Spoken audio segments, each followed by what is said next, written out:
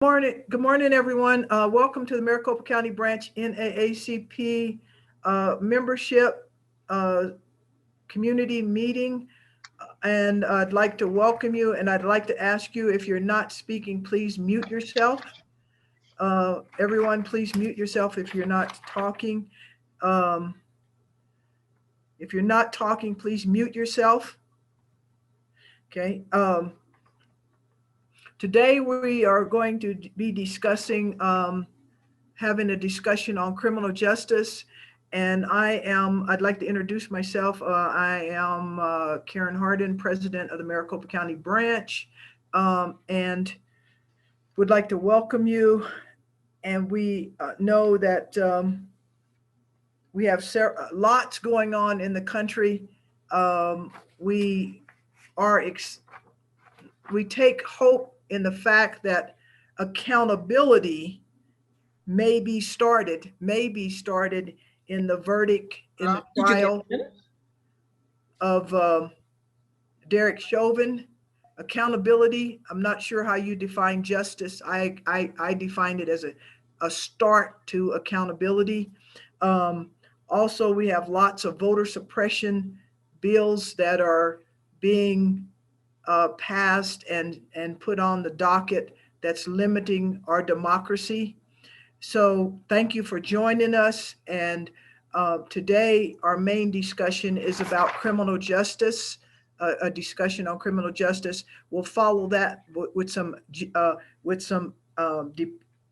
branch updates, followed with the Political Action Committee. And I just want to make one quick commercial announcement. Those of you that may want to still attend our extremely well done by our Freedom Fund Dinner Chair program that will be Friday evening, the Community Awards and Freedom Fund Dinner. Friday starts at 6:45. You still may purchase individual tickets online at our website, and tickets of $150 entitles you to an annual adult membership, as well as you will get a $25 dinner certificate. Dinner certificate can be it's a certificate to a restaurant. Therefore, we are using the word, this is a dinner, because you have the choice of purchasing your dinner ahead of time, or you can use the gift certificate at your convenience. You're going to love the show. You're going to love the event. It's going to highlight several of our prominent citizens that are working for equality and justice. Okay. So I would like to introduce our third vice president, Princess Lucas Wilson, who is also our criminal justice chair. She spends hours reviewing policies for the different police agencies. And to her credit, and what really helps our branch, she has developed relationships with all the police departments in Maricopa County, and has a good relationship with those branches. And we often have police forums, so please make sure you watch all the activity that we have. Princess Lucas Wilson has a certificate of public management. She has taught at ASU. She has her degree in social work, and is a former policy developer and writer for the state of Arizona, and knows her stuff. That's all I can say. She knows her stuff. So with that, I would turn the the discussion to Princess Lucas Wilson. Thank you. Okay. All right. Good afternoon. And thank you, Dr. Hardin, for those generous comments. And I thought that we could frame our discussion on criminal justice focusing on police reform. We know that there's always lots of issues related to criminal justice, and the country, and also globally, it's a lot of heartbreak, a lot of anxiety, a lot of high emotions about how African Americans and other people of color are treated by police officers. We all appreciate the essential services that police officers offer. When we are critical of particular incidences or patterns of practice, we are talking about systems in terms of moving change along. We know that each time one of us is shot in the back or shot for tickets, or shot for holding a knife, that it just permeates throughout our communities and causes great upset. And that is appropriate. We need to continue to acknowledge our feelings. That's an important part of moving forward. But we also need to keep our eye focused on what can we do to move change along. And we know as a history, when certain groups, and I'll speak, focus on African Americans with this comment, when there's progress in certain areas, there's always pushback. So we've been here before. So we need to remain encouraged and strong to fight some of these voter suppression laws aimed at communities of color, as well as the 81 anti-protest bills that are being enacted or proposed. Some of them have been enacted around the country. So with that, today with our discussion, we're going to view some videos to help frame our discussions and thoughts, and we'll have some questions in between for discussion. And my goal was to have this to be an interactive type of discussion and to provide a platform where you can share some of your ideas and also some of your thoughts about some of the current happenings. Again, as NAACP, we're not anti-police.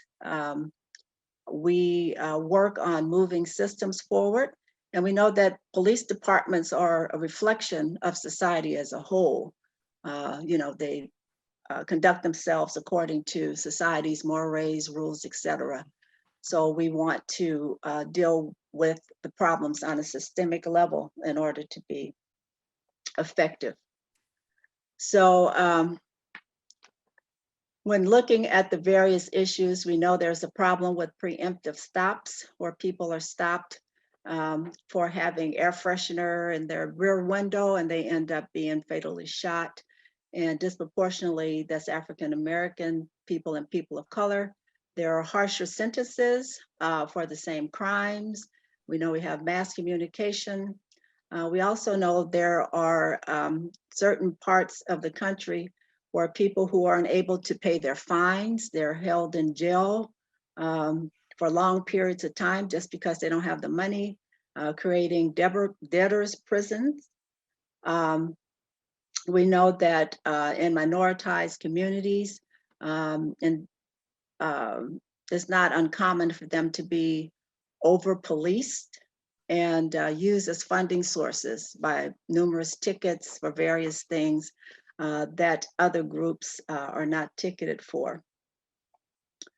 So in looking at police reform, we're going to view a few videos reflecting and discussing the opinions of a former police officer, a former chief, and a consultant. And many of us have worked on these issues for a long time. So I'm very interested in getting your comments.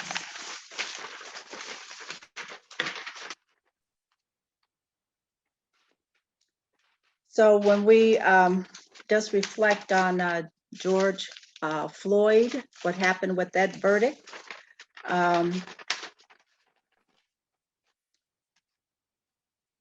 we know that just by the data that in 98% of the officer involved shootings that are fatal, only 98% of the officers are not convicted.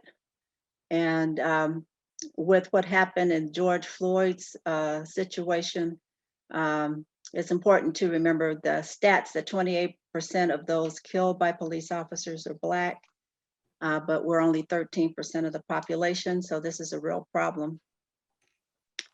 Some of you may have read the statement that we put forth from the branch related to the Chauvin verdict. And while this conviction is historical, we know that we have a long way to go for accountability across the board. We need to continue to chart a path for solutions as we want equal justice under the law. So looking at the Chauvin trial, there were some things that were unique to that trial, and that's one person. And some of the things that really helped move toward justice was, number one, the prosecutors presented an excellent case. There was very credible testimony by witnesses and bystanders. Police officers and the chief, they were forthcoming with the truth. The experts were very competent. And most of all, or a key factor, is the high quality video that was made by a 17-year-old girl. So Patrick, can you put up the questions that we're going to review? And I'll just verbally start with the first one related to the Chauvin verdict. And that is, were you surprised by the verdict? Is the first question. And then the second question is, what was different about the trial that can be replicated to move closer to justice and policing? And you can share your thoughts verbally or put them in the chat. But again, the point is to have some dialogue. So whoever would like to speak.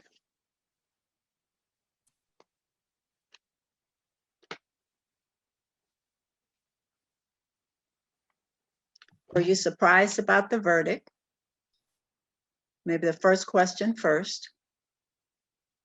I know, I guess I'll jump in to get it going. I was honestly, I was surprised by the verdict, only because I had, from the beginning of this, emotionally prepared myself not to expect this verdict, if that makes sense, because in far too many cases when this has happened, you know, there isn't a just outcome. And you know, and so I didn't want to, you know, look at all of this overwhelming evidence that, you know, was present, and then, you know, expect, you know, that would be a verdict. Because I think, you know, I think back to, you know, the Rodney King you know, beating, and how folks felt, hey, this is caught on tape, this is going to go one way, and it didn't. And, you know, and of course, there's so many folks, you know, after that, where I said, I'm just going to expect that it's going to go where this police officer would be found, you know, innocent or not guilty, and, you know, not, you know, get emotionally wrapped up in what I thought was probably going to be the status quo. Okay. All right. Thank you, Patrick. Yeah, I think a lot of people felt the way that you just expressed. Just, you know, even though it was a great case brought on by the prosecution, just because of the past, And like I said earlier, 98% of the cases, officers are not convicted. So thank you for that. And I saw another comment in the chat.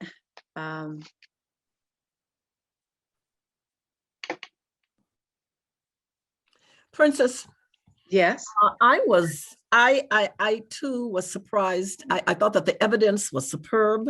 I think there was only one verdict and it could only be guilty. Mhm. My concern was that wild card. Mhm.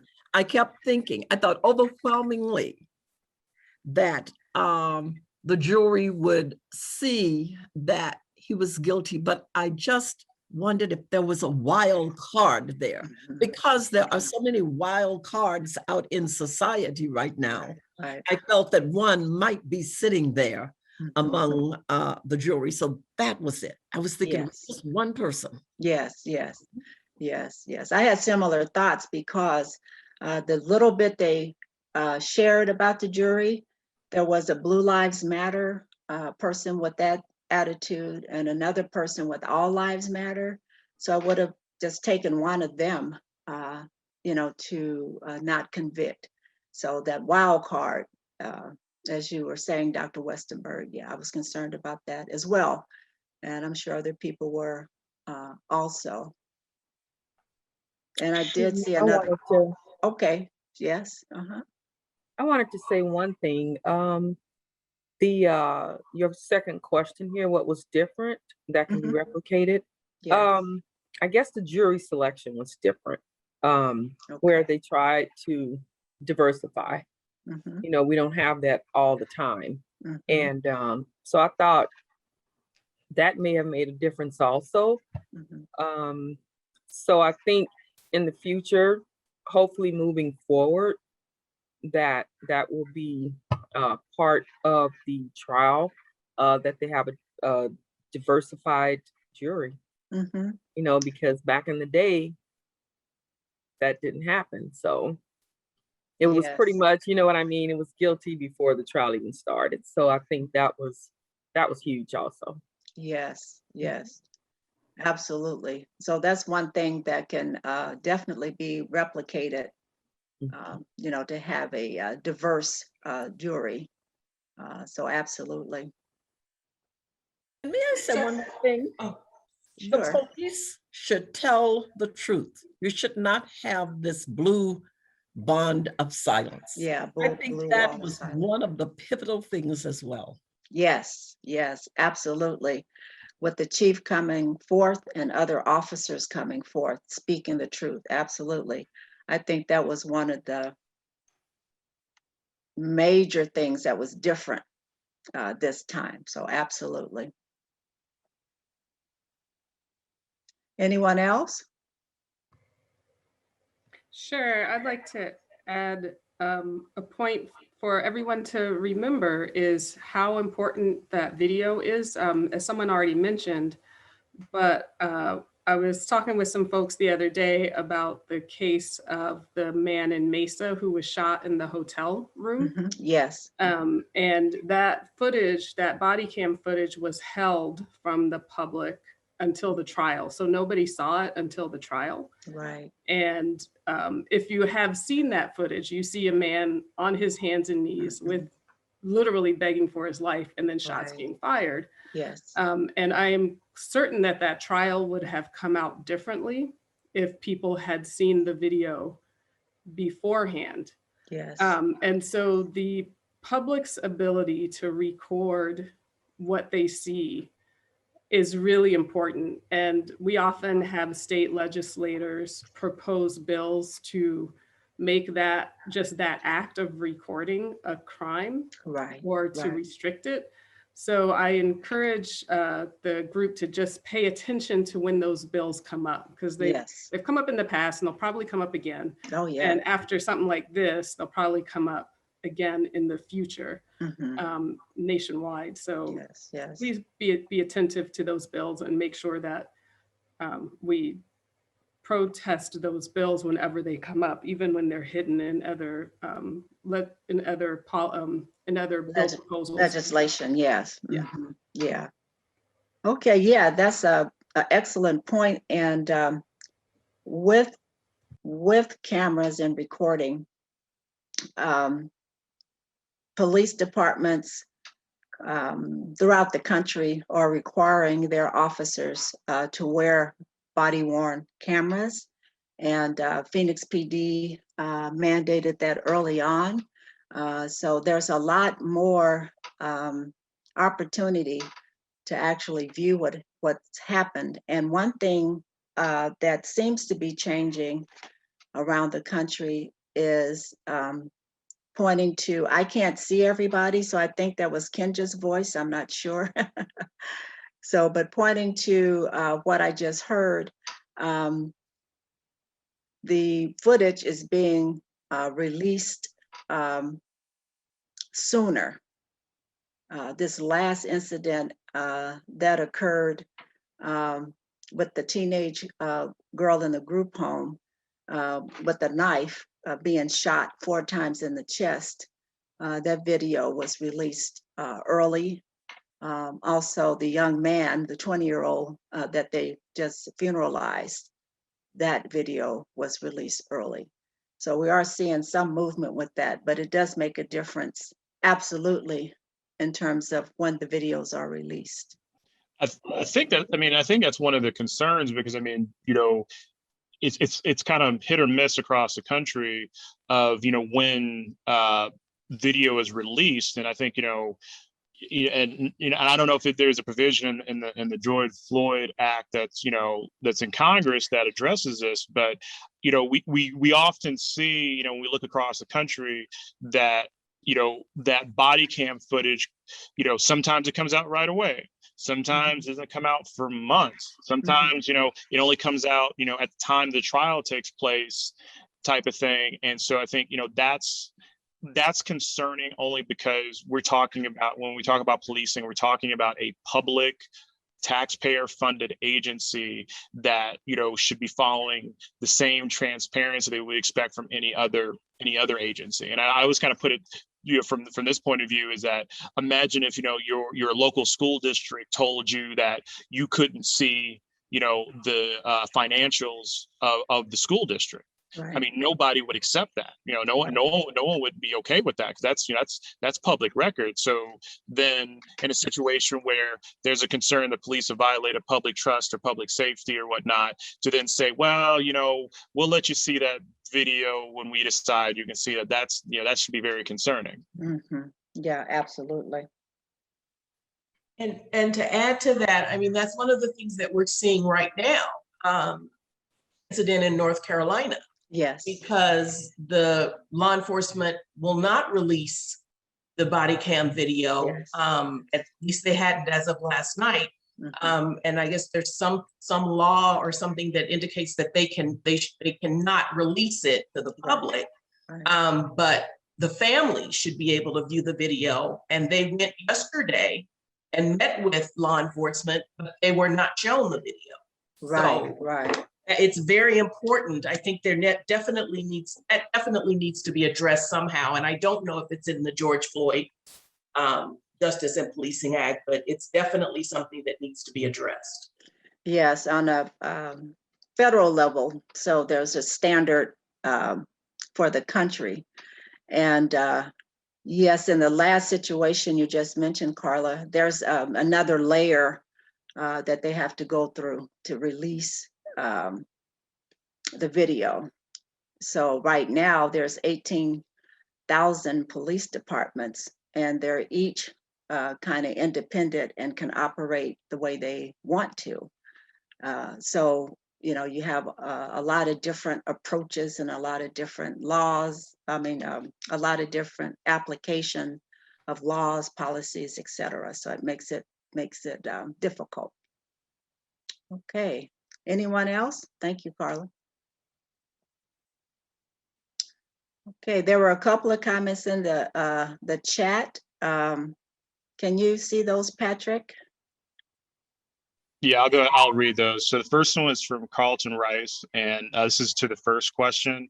He said, I was pleasantly surprised because we've seen so many times in the past where juries have not even believed what has been clearly proven. So that was his response to the first one. Okay. There's another comment, it's actually my comment, regarding just I think someone made a comment about, just the diversity of the jury.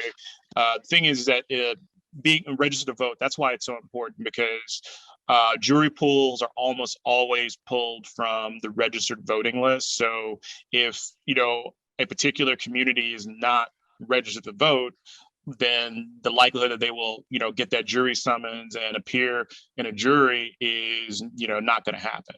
And so I think, that's just kind of another plug for be registered to vote. Make sure your friends, your families, your cousins, your nephews, your nieces are registered to vote. Yes, absolutely. All these things are very, very interconnected. So thank you, Patrick.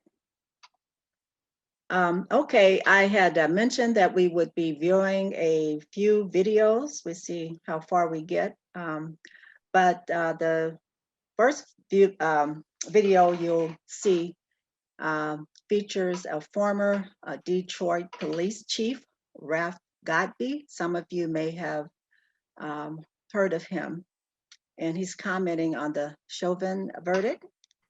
And some of the key points that he discusses is he speaks of the problems in policing as systemic issues, which I've mentioned before. He says when there are encounters with police, oftentimes the officer and the person they interact with are traumatized. And that's a piece that really gets kind of missed in terms of accountability. Police departments, I guess the words I'll use is coming forth more with how officers may be traumatized. It might be related to their police duties or some type of trauma. So, mental health issues. People are traumatized for different reasons. And he speaks of these pretense stops, air fresheners and car windows, tags, where people end up to be fatally shot. So let's take a moment and view this video, and then we'll reconvene for one question. So Patrick.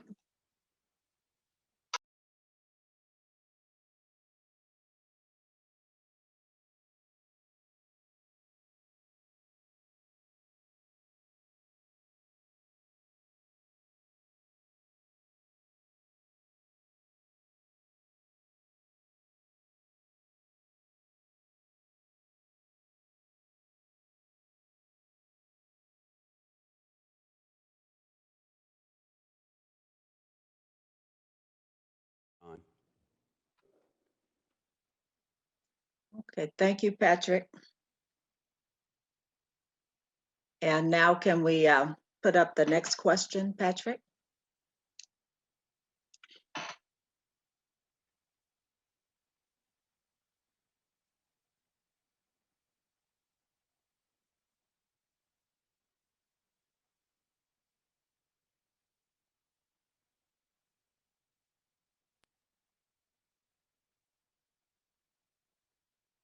Okay, and reflecting on the video we just saw, Mr. Godbey feels that the verdict is not a celebratory moment. Do you agree with him? If not, why? And I would just add, if you want to share anything else that stood out for you. So who would like to share? I would. Okay. This is Dr. Johnson. Yes. Celebratory would not, I would agree that this is not, indeed not a celebratory moment. It's difficult for me to think about celebrating where a man killed another man with impunity and there was some degree of justice served. I think it's a pivotal moment Okay. because things are shifting clearly, I think, in this country. Mhm. I think the boulder, as Sartre says in the myth of Sisyphus, is being pushed up the hill a little bit. Mhm. And that boulder being pushed up the hill, I think, is a boulder of consciousness raising. Because when you think about what happened last year after poor Mr. Floyd lost his life, the people that entered the streets to protest en masse were people from all different backgrounds and walks of life, all genders, all races, all classes, all sexual orientation identifications hit the streets. So it's a pivotal moment. Celebratory is not a word that I would use. It's difficult for me to celebrate, what we witnessed watching that trial. And I watched it Yes. every day over and over and over again Mhm. to see this man's life choked out of him. Mhm. To listen to a 9-year-old girl decry what she saw. Mhm. There's so many bits and pieces of this we can't celebrate bystanders who were so overcome with anger and despair that they were shouting obscenities, anything to get Derek Chauvin to stop what he was doing. Right. So there's nothing celebratory. Well, maybe I should say one thing, because I had mentioned this to Dr. Harden.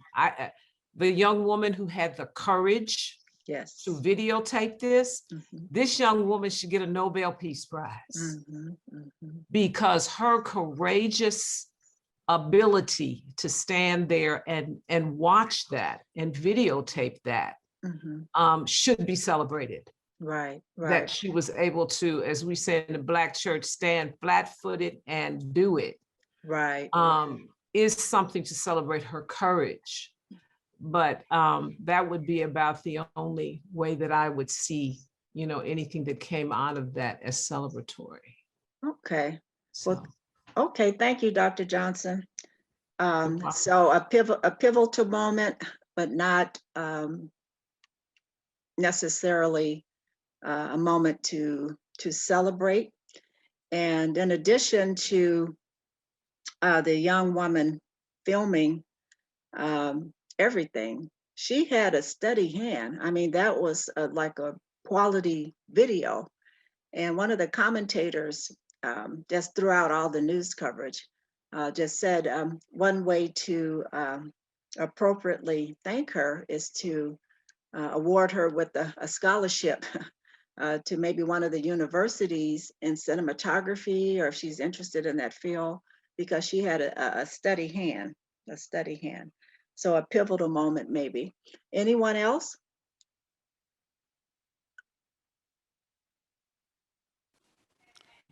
This is Benjamin Taylor. Can you hear me? Yes, hi, Benjamin. Yeah. Good morning. Kind of what Dr. Johnson said. I think this is definitely moving the boulder. I mean, not to celebrate a man's death, but if anybody's ever done jury duty before and been in a jury, it's hard, very hard to convict an officer. Yes. And you hear jurors talking about Blue Lives Matter, and these are the jurors when I step into the courtroom and my colleagues step into the courtroom. And you hear Ben Crump talk about this too. It's just hard to convict. So Yes. I think and I hope that people won't be afraid. When I say people, jurors won't be afraid to convict officers, and hopefully other prosecutors around this nation, after seeing this verdict, won't be afraid to charge. So I think this, being such a national, worldwide case, you're going to see more people charging officers, hopefully, and more jurors who won't be afraid to pull the trigger and convict an officer. So I think this is a historic verdict. So Yes, yes, yes. Yes, thank you, Ben, for pointing out some of the specific ways it's a pivotal moment. And being in the courtroom, you've seen firsthand how some of these situations play out. So thank you for those comments. Anyone else? I wanted to make a comment also. I do agree with what Dr. Johnson and Benjamin Taylor both said. Mhm. It is hard to see it as a celebratory moment.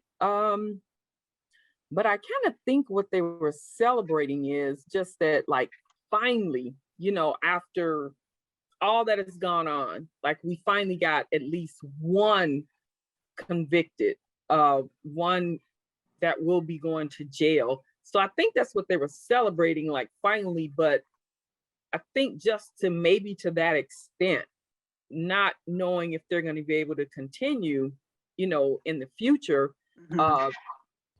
with winning some of these cases. And going back to the girl that I think you made a comment, how she was able to hold steady to film the video, and it was an excellent video. And in addition to her, you have to think about everything, her having enough charge to actually Right. film the whole thing. Mhm. So yeah, she needs a whole bunch of credit for that. Yes. Um, and I can say that I think the only sad part about it is I think what happens is now, as you guys were stating earlier, that we did have the video. What happens now is they start to enact many laws that will be used against anyone in the future when it comes to, since the video I think was so pertinent for this trial, Mhm. now your hands will be tied again Mhm. if it's left up to them. Mhm. So again, whatever progress we make, they find a way to push us back. Mhm. And it's unfortunate, Mhm. but that was huge. That's what I wanted to say. Yeah. Okay. Thank you, Juanita. So. Very quickly, So- this is Dr. so Johnson it's- again. what- Dr. Johnson, I was going Yes. to make a quick comment. So, Okay. So thank you, Juanita, celebrating the progress that's been made, not necessarily everything. And we know that we have to wait and see what happens in the future. So thank you, Juanita. Okay, Dr. Johnson? I just wanted to correct my source. I was talking about the myth of Sisyphus. It is not Sartre, it is Camus. So when I'm talking about people, I want to be sure I'm quoting the right person. It was Albert Camus instead of Sartre. The myth of Sisyphus. Dr. That's all. Johnson, Uh-huh. Dr. Johnson, we all knew that, and we took notes. So that's the wrong person. I'm joking. So Okay, well, I had to clean up. I'm glad you felt like you needed to correct it. Yeah. So thank you. It was great what you said. So Thank you. thank you. Yeah, Dr. Johnson, I was going to actually email you after about that. But, I'm glad you did a fact check. Wow. Okay. And I think in response to the question, I mean, it's definitely, I think celebration is probably not in my opinion, not the right use of, the right word, because when the dust settles with all this, George Floyd's family will not have him. He will not be at the barbecue. He will not be at Christmas or Thanksgiving. A daughter lost a father, a mother lost a son, the family lost a loved one. So, at the end of the day, there's, it's, you use the term celebration, just for me, is probably not the appropriate word. Now, looking at my own personal emotions, I would say relief, only just because there's so much history where this happens, and the one who's taken the life unjustly walks away, and in worst case scenario, they end up, enriching themselves as a result, either through, gaining their pension in full, or writing books, or some way of, enriching themselves from this. So I would say, I feel relief that, the justice system that, we have as it is bent towards the way of justice. But I mean, like, to echo what everyone else says, I mean, we have to forever be vigilant, because whenever there's an avenue to stand up to this type of injustice, to, utilize the justice system to, address these things, there are those who will go out of their way to take that avenue away. And I fully expect that, we're going to see bills within state legislatures and things like that, I mean, they already exist, but we're going to see a ramp of that, where it's going to be illegal to videotape police officers when they do their duty, or that type of stuff. So I think we have to be vigilant. We have to make sure that our freedom to bear witness to injustice is protected. Right, right.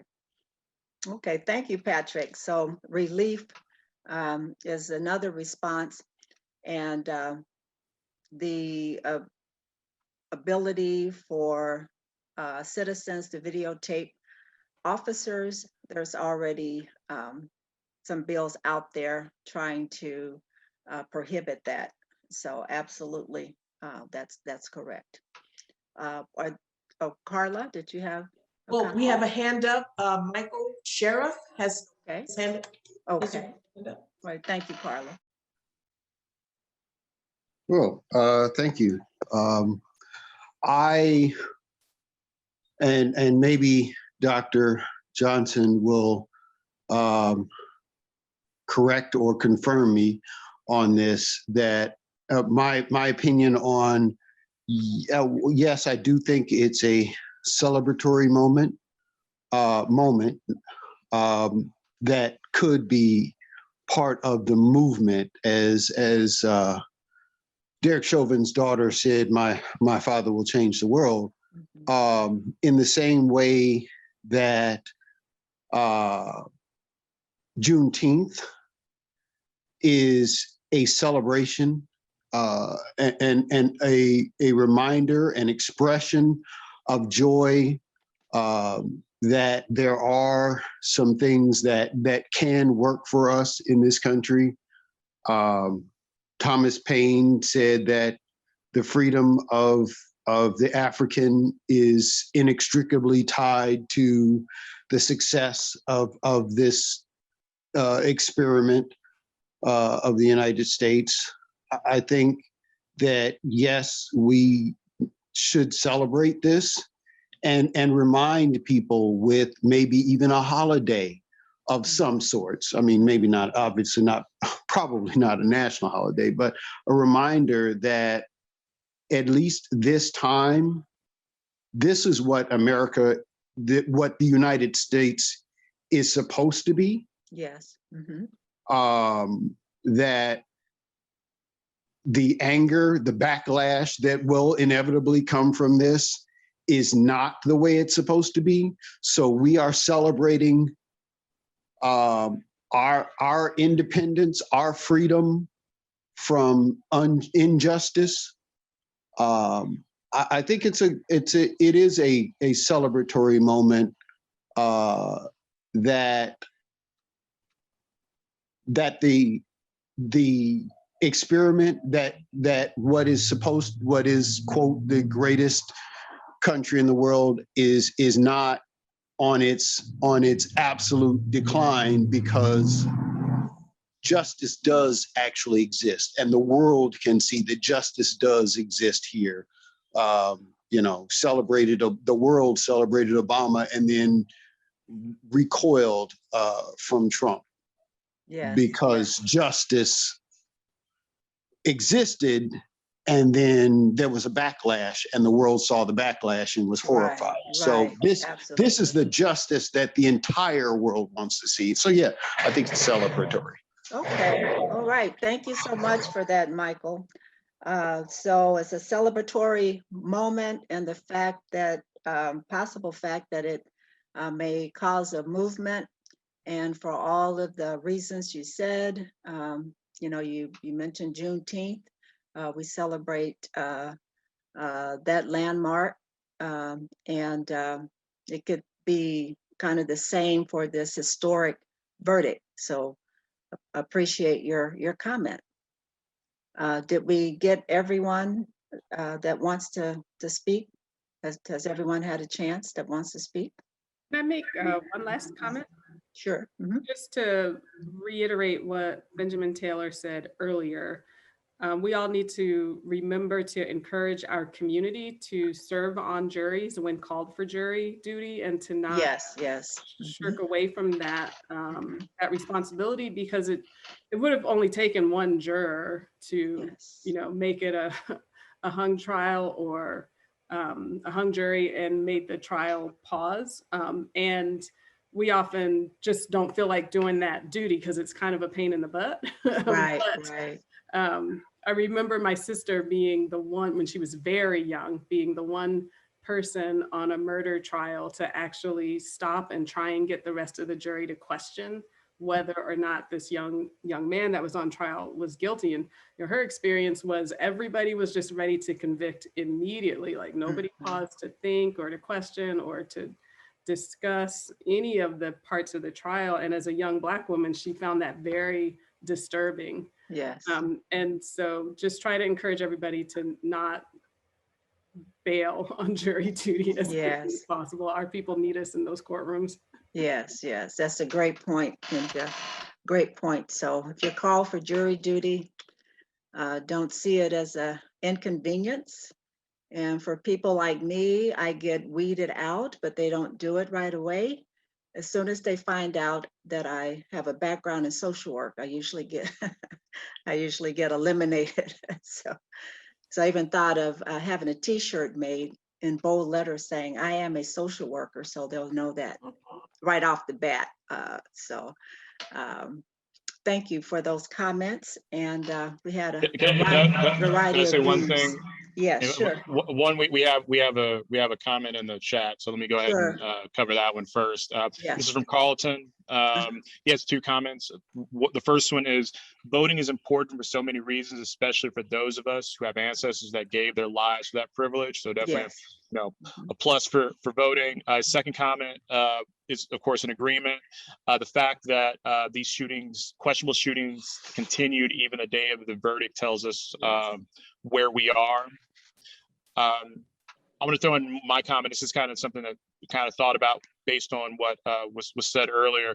Is I think one of the things that makes this particular incident so I guess unique, or it can speak to the idea that this is a movement and not a moment, is that when you look at the folks who were disgusted by the actions of Chauvin and what happened to George Floyd, many of those people who finally took more of an active stance and that things need to change, this is not right, this is wrong, were people who are statistically not ever going to be impacted by violence from the police. Right, and I think, as long as, those folks don't, as they say, go back to brunch, after this is over and continue to say, you know what, this isn't right, we need to change this. The people of Cayuga State have been, kind of sleepwalking through, some of the unfortunate realities our community faces.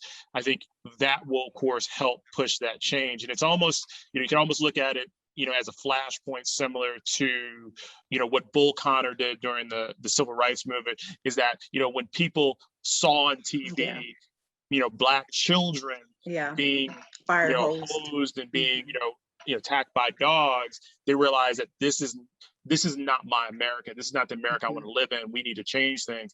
And so, unfortunately, I hope that our country will get past the need for these type of flashpoint moments. But, George Floyd may be that flashpoint to seeing, significant reform in policing and, the expectation of behavior and, the accountability that exists for police.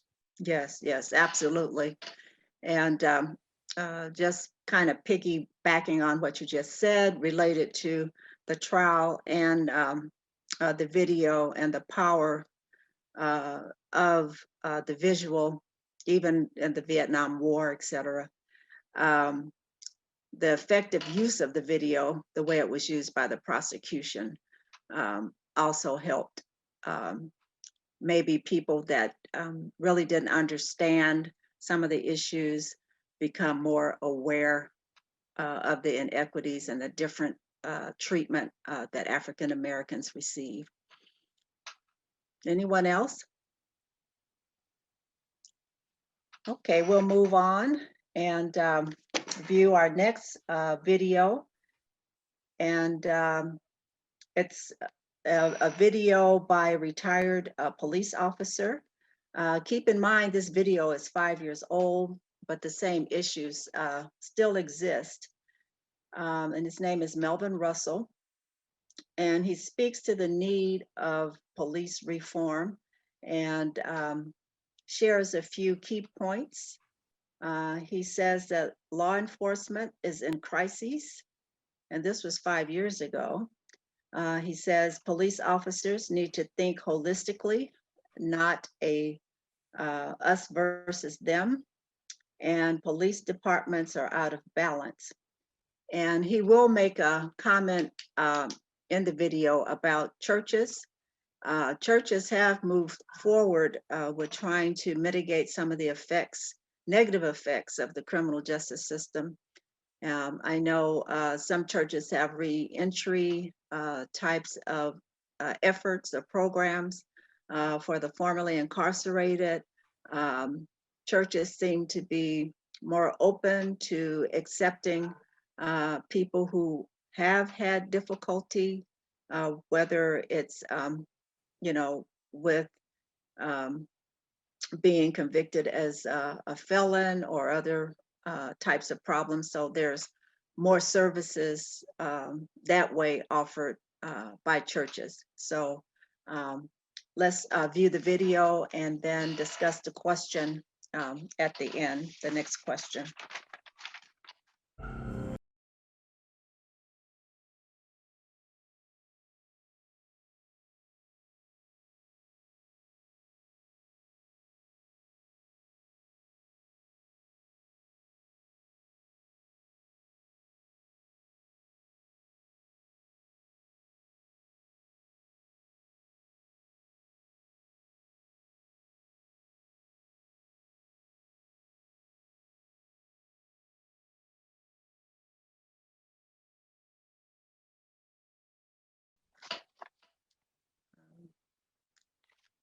Let's get ready for our next question.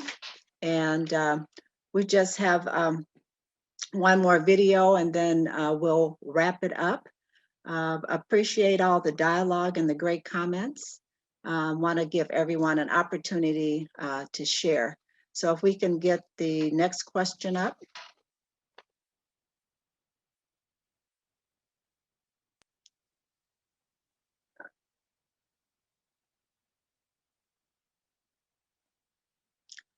Okay, with this question, Mr. Russell speaks of relational equity, which could lead to systemic justice.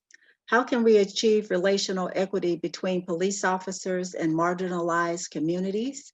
What steps can we take?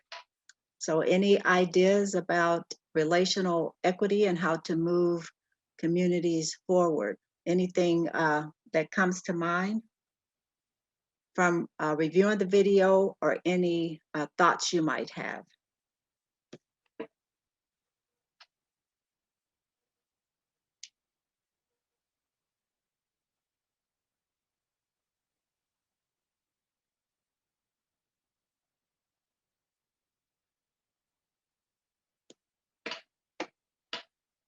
Anyone?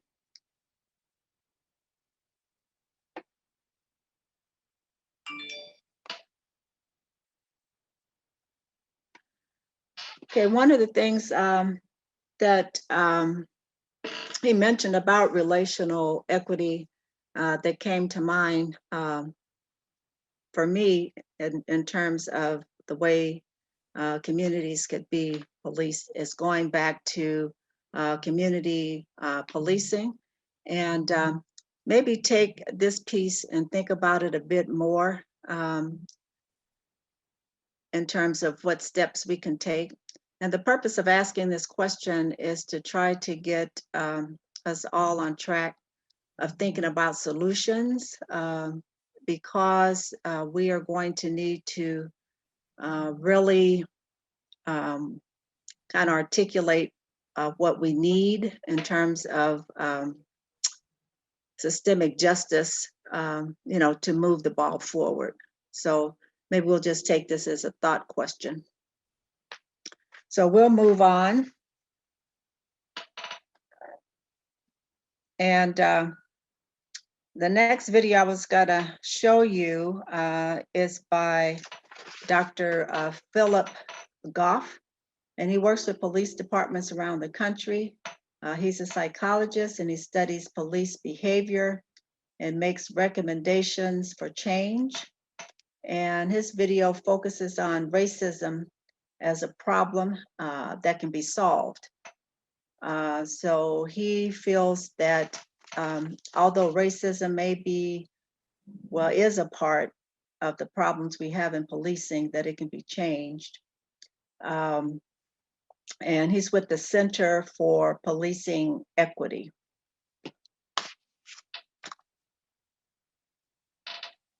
So if we can pull that video up, that's a shorter one.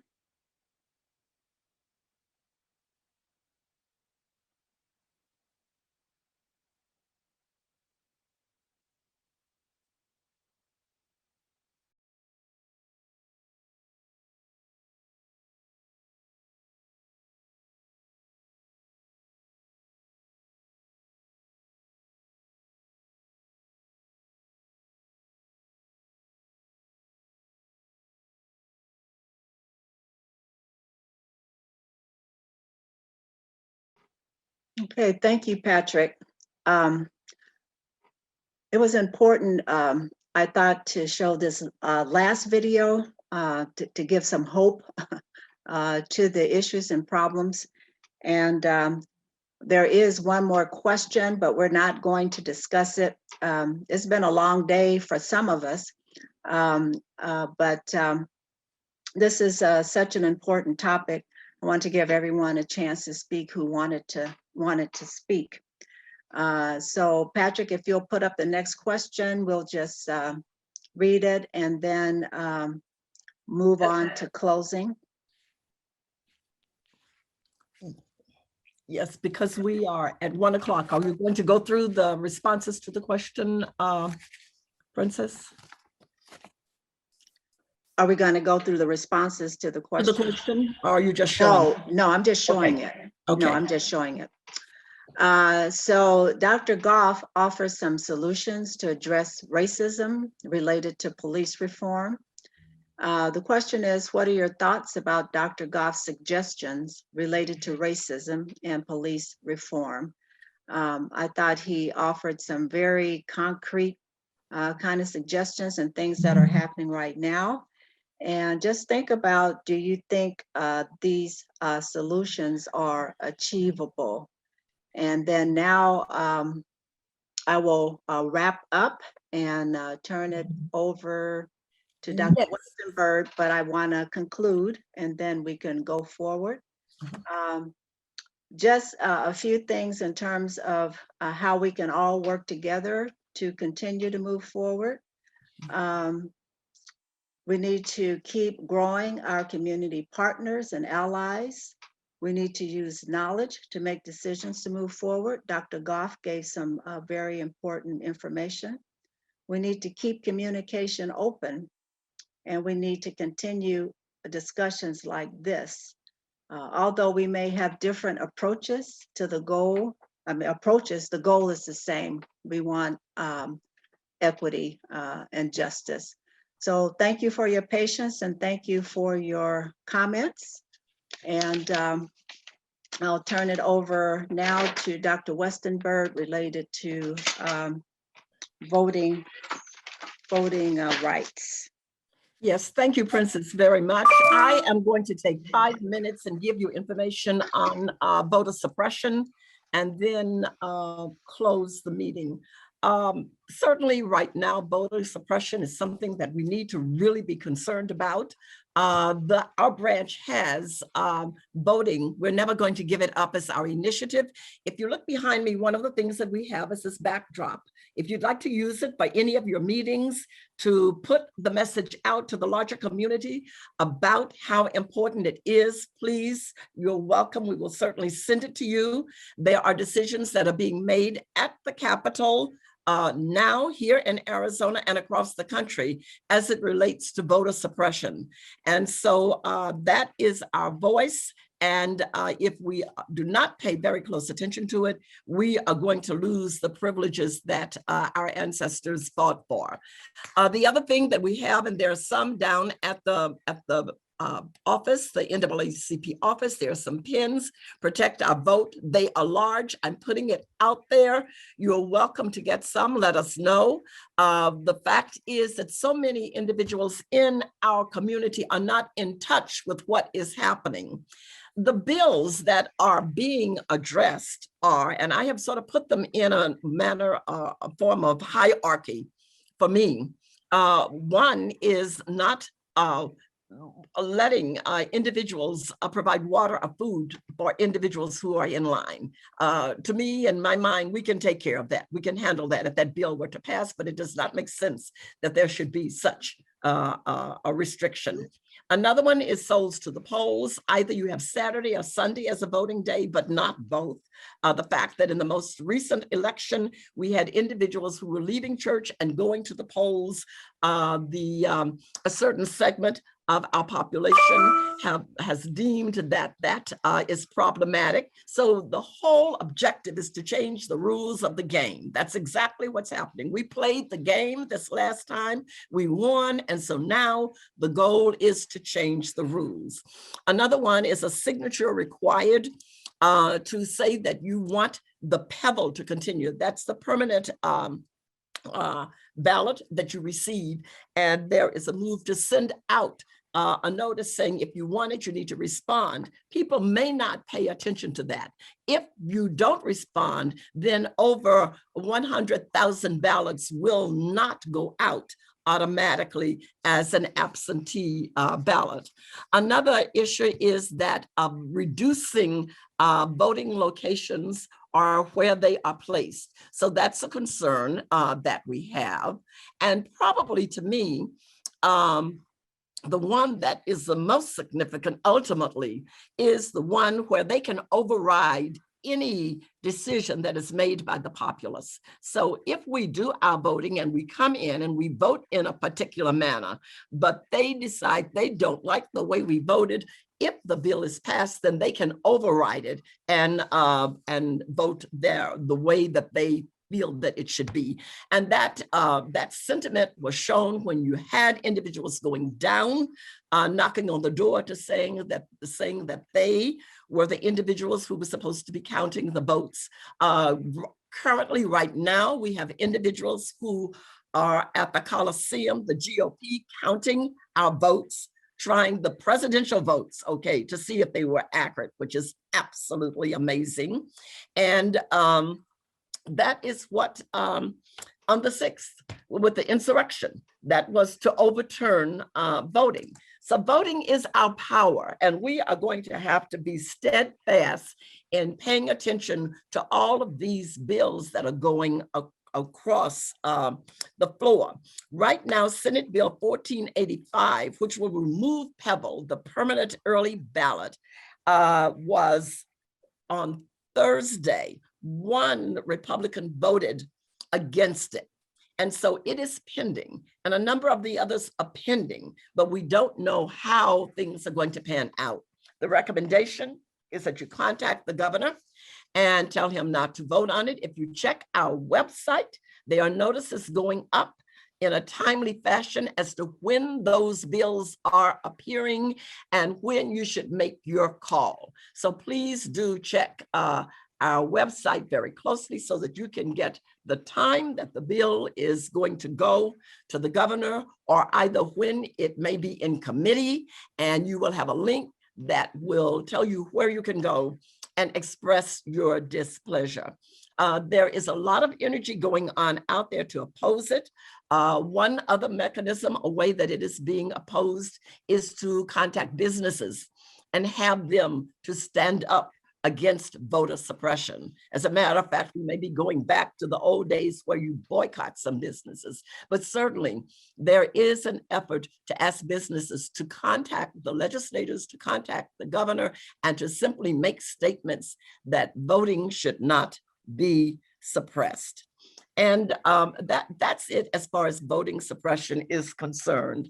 I do want to tell you also, because it's 1:12, to not forget that the Maricopa County Branch NAACP is having its Freedom Fund dinner this coming Friday.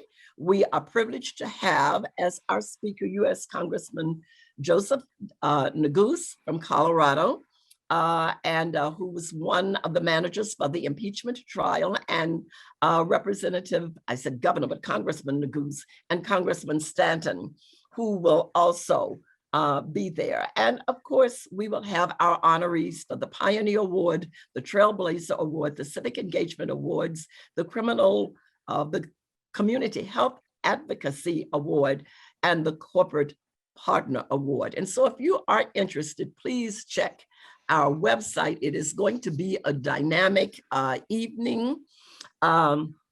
We hope to see you there.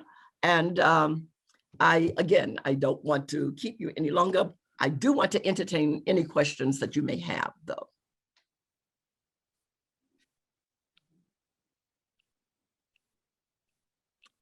I take it we're good. Okay, very good. Everyone have a wonderful remainder of your day. Yes, and thanks everyone. Thank you for being here. We really appreciate it. Yes, thank you. Okay, bye-bye.